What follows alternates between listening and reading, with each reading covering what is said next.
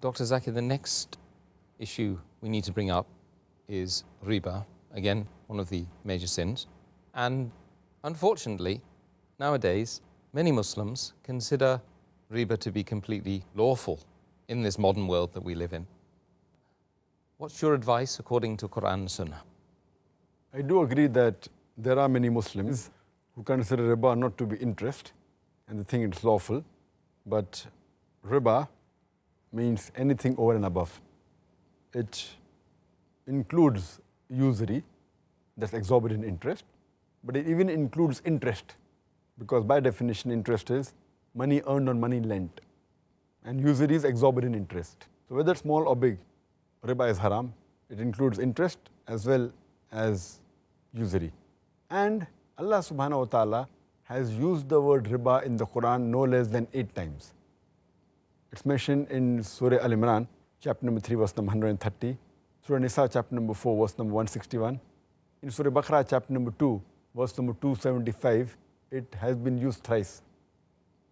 It's even mentioned in Surah Baqarah, chapter 2, verse number 276, as well as Surah Baqarah, chapter 2, verse 278 and 279, where Allah says in these 2 verses that give up your demands of riba, of interest, of usury. And those who do not give up the demands of riba, take notice of a war from Allah and His Rasul. That means if you indulge in riba, Allah and His Rasul will wage a war against you.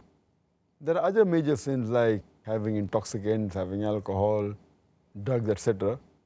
But this, besides being a major sin, the ruling is that Allah and His Rasul will wage a war against you. It is the only verse in the Quran for the only major sin where Allah and Rasul wage a war against you, it is riba. So it is one of the biggest major sins. That is the reason it has been rated in the category number 12 in Al-Qabair by Imam al-Dhahabi, mentioned number 12. And as far as the punishment is concerned, it's mentioned in Sahih Muslim, volume number 3, hadith number 3881, the beloved Prophet Muhammad sallallahu alaihi wasallam, he cursed those people who accept riba and who give riba. Those who take interest and give interest. Those who record it as well as the 2 witnesses, all of them are the same. The Prophet says that all these people are cursed. The person who gives riba, the person who takes riba, the person who records riba, the person who is the witness. All of them are cursed and all of the same level. It's further mentioned in Mustadrak al-Hakim, hadith number 2259, the beloved Prophet ﷺ said that there are 73 different types of riba, different degrees of riba. And the lowest one is equivalent to a man doing zina with his mother. With the lowest level of riba, or the 73 level, is equivalent to a man doing zina with his mother.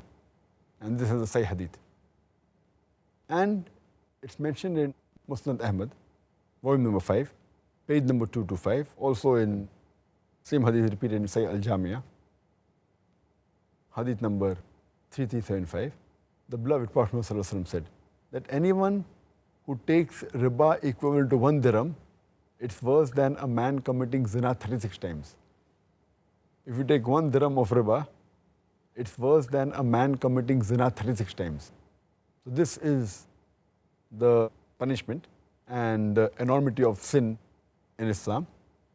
And we see today that most of the Western countries, they are drowned in riba. Everything is an interest. You take a loan on interest, you can take a house on interest, you can take a car on interest, the credit card. So everyone, and in this scenario, it makes a poor man more poor. It can make many rich men go bankrupt. Otherwise, the other people, rich men become more rich. And there are various evils, and I've given a talk on this topic, interest-free economy promulgated by the glorious Quran, where I've proved all the evils of riba. And we see that today, a man will make more profit if he has the concept of Islamic business, profit and loss sharing, rather than based on interest. That's the reason most of the top companies, they're zero debt companies. They don't take loan from the bank. They prefer opening issues and having shares and sharing the profit with the public, that the Islamic concept. And all the top companies, they are debt-free companies. You'll find that they don't take any loan. So they are working actually on the Islamic concepts.